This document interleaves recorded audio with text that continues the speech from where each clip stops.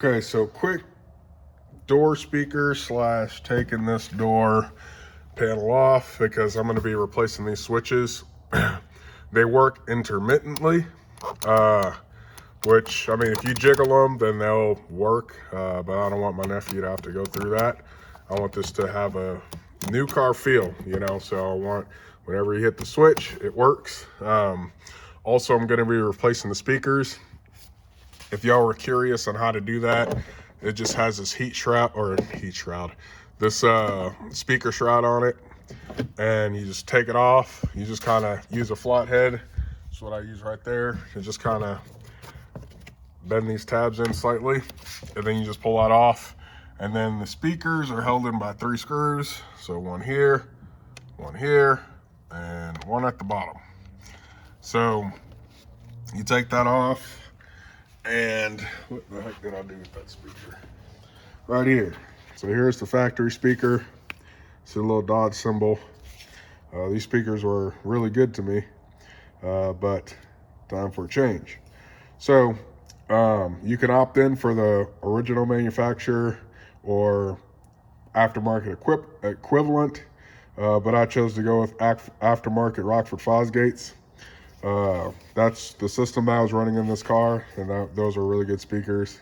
I like their sound. So they are actually cheaper than the OEM speakers, and they're better quality. So I just decided to go with those. I don't know if there's going to be some work that I'm gonna have to do to put them in. They've been shipped, they haven't arrived yet, but I'll put an update video whenever they arrive and when I do, if I have to do anything different. But it should just be just kind of bolt straight up to this harness. If not, I'll do whatever I need to do to make it work. So same thing for the passenger side. The rear of the vehicle is going to be a bit more challenging, but I'll give an update video on that. I'm probably going to do a playlist for these videos. That way you can find whatever it is you're looking for if you're working on this car. So anyway, to pull this door panel, I believe here's a screw there, one in there, one up top there, one at the bottom there, and one over there. I haven't pulled this door panel yet, but I only took the one screw out, but I figured I'd just make a quick video. So I'm gonna unscrew this bolt, and these two, and see if I can pull this door off to get to these switches, because I want to replace those. And then the rear, it looks like this. So it's just that part right there. So I'm going to see about this switch, because it should be the same thing in the rear. So this should be one system, and then this should be one. I don't think that this is all connected, but I could be wrong. But I'm going to pull this panel and we'll see what it looks like so I can replace these switches. Okay, those screws did get the door off. Just plan on having more of these clips. That's what I'm going to say. Mine were, as you can see, extremely brittle. Some of them just came out of the slot altogether, but I'm just going to replace all of these because I want this door to fit back on here pretty snug. So this is the door handle latch. So to get this off, there's a little clip that's attached to it, which is this little guy right here. So just take a flathead and just kind of pluck it off, and then you can pull it right up and out of that slot. 2 connectors, one big, one small. And they come out, just like normal pins. Even though this has this yellow locking clip, don't worry about that. Just push down on the blue tab and pull out. Same with this one. This one came out super easy. Just push down on the tab and pull out. Then there's a big clip right here. Same thing. Push down on the tab, pull out. So this is all being held in by this shrouding, this sound dampening, weatherproofing, whatever you want to call it. I'm just gonna keep it on there. I thought about I'd have to tear it to get this wire loose from the actual door itself. But I'm just gonna keep it on there because I just need to get to this module right here, which is what I think is going bad. So looks like a sort of like a hex bit. So I'm just gonna take that out. But that's how you take this deal off. Okay, mission successful. So extracted it. So now I know exactly what the part looks like to replace it. I'm gonna see if I can find this online. If not, then I'll just have to go to a junkyard or figure it out. I think O'Reilly sells this part, but it's really expensive through them. It's like 200 bucks for the switch. So I'm gonna see if I can source it elsewhere. If not, then junkyard, or I'll just have to go to O'Reilly's to get this part. But I want this to function properly. So after pulling this door, because I thought it would be a lot easier than what it was. It's not terribly difficult, but it's just kind of annoying. And putting it back together, I feel like is going to be annoying as well. Not to mention, I have to get all these clips. So I don't know, maybe I'll just do the master and the passenger and not worry about the rear doors, because he won't be back there. If his friends are, he can control the windows, so that's fine. But we'll see how I feel and how easy it is to source all these parts. But for now, I'm gonna see if I can find this deal. Okay, guys. I'm gonna be replacing the rear speakers in the Stratus. So it's not exactly straightforward on how you get all this stuff taken apart. So I'm gonna show y'all how to get the rear speakers out of the car. So first things first, I've already done some of the work, but I'll just show y'all. So you're gonna wanna take it's really dirty under here. I'm gonna clean all of this, but you're gonna wanna take the bottom seat out. So really you just pull up on it. There are those clips. Pull it forward and pull up, and it just kind of comes out. So that's it right there. And then there's one screw that holds, there's these side cushions on both sides. So that side and this side. And that's this right here. So that's the bolt. So you just unscrew that and you gotta kind of tap it up because it's latched into there. So you gotta tap it up and then pull it out. And then after you get those out, there is a little locking trim piece that's around the trunk latch. So you just take a flathead screwdriver and just pry it up and it'll come right out.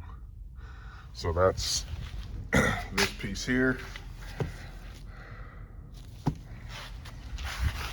And then after that, you're just gonna make your way around this trim piece. It just pops up. So you just kind of slowly pull it out around the edges and that'll come right off. And then that'll give you access to this rear carpet. So you're just gonna have to get it from underneath the trim here on that side and then pull up on it and then pull it out, and that'll give you access to the rear speaker. So I need 2 hands to do that, so I'm gonna do that, and then I'll show you all the speakers and how we're gonna go out and the new speakers that are going in. Okay, so this is what it looks like when it's out.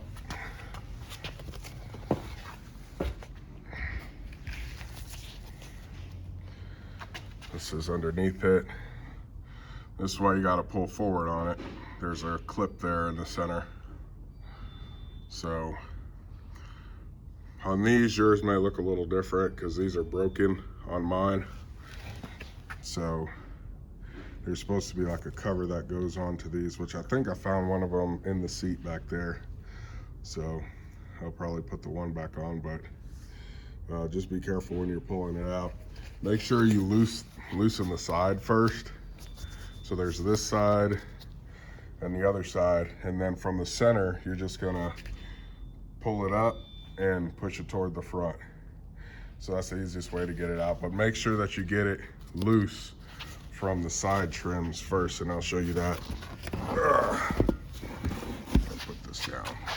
You can see where the trim and dention is, but you wanna get this loose from it. From this the side trim right here. So now we have access to the rear speakers. So there are just some bolts that need to be taken out.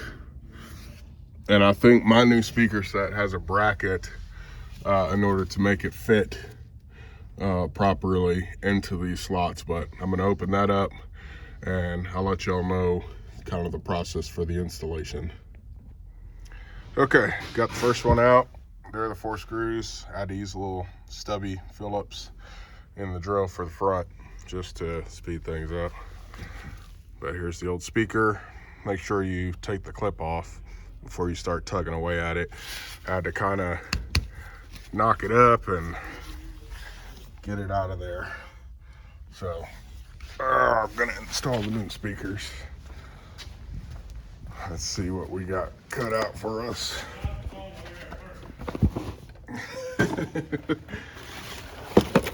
You want to be in a video? This is the brand I decided to go with. Sorry for all the dust. Rockford Fosgate R1s.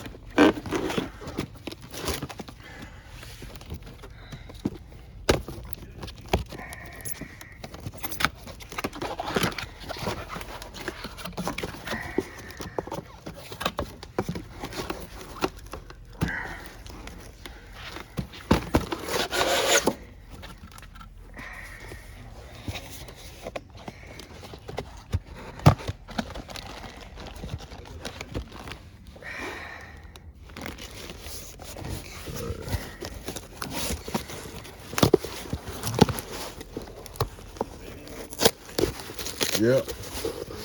Yeah.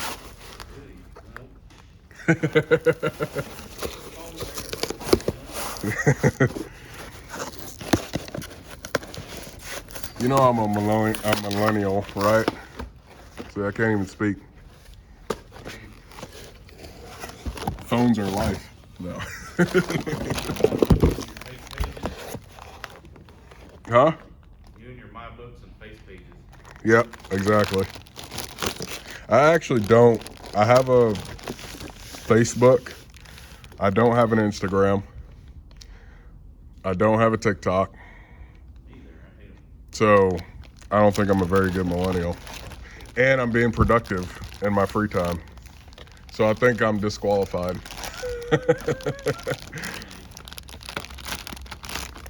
So I really hope this just bolts right up. It doesn't. I know it doesn't. It's not going to. Nothing is ever that easy. Who knows? Maybe we'll get lucky though. I'm still hopeful.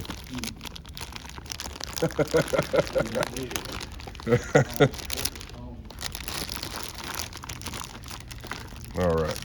Let me get this off and see if I can mount this easy. Okay, we got super lucky and they literally bolt directly up. So I'm gonna take the speaker out. The shrouding doesn't fit over it. It's too thick and the interior cushion wouldn't be able to lay flush with the shrouding on there anyway. So just gonna install it without the shrouding.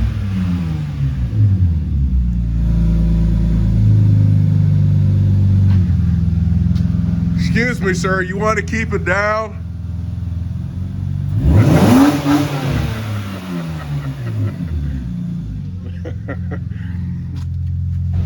So anyway, we're gonna take that out, and these clips that were provided for free by Crutchfield.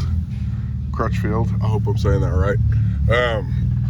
We're gonna go ahead and just install it onto there.